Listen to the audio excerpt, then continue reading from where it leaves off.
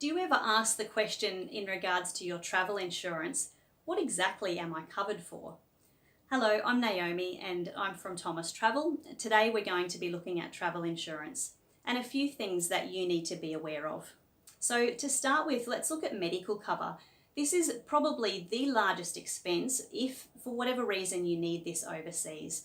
So for example, in the United States, if you turn up to a hospital and you don't have proof that you can actually afford the $10,000 a day that it costs you to be in hospital, or you don't have adequate cover on your travel insurance policy, they can actually refuse you entry or turn you away from the hospital, which is not an ideal situation to be in, especially in a foreign country. Other parts of the world simply don't have the standard of medical cover and care that you would have here in Australia.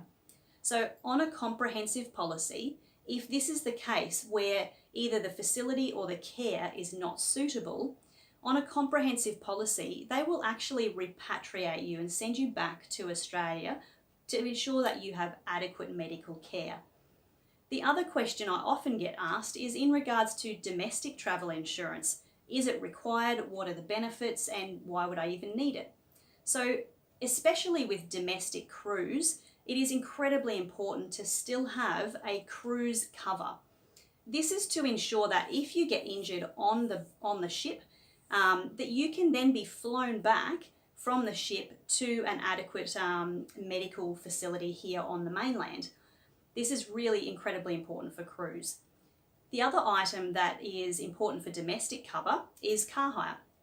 Now, when you pick up a vehicle, you'll always be given the option if you want to pay a per day rate for excess on a vehicle. However, with domestic travel insurance, the policy may only be $40 or $50 in total, but this automatically gives you a $4,000 excess on car hire.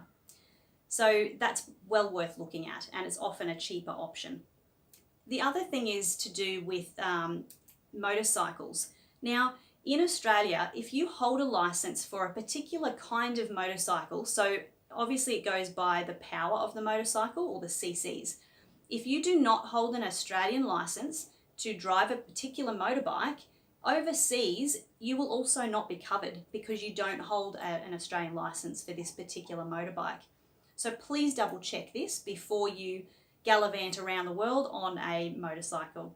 I hope this has been helpful. Travel the world and love your memories, but do it safely.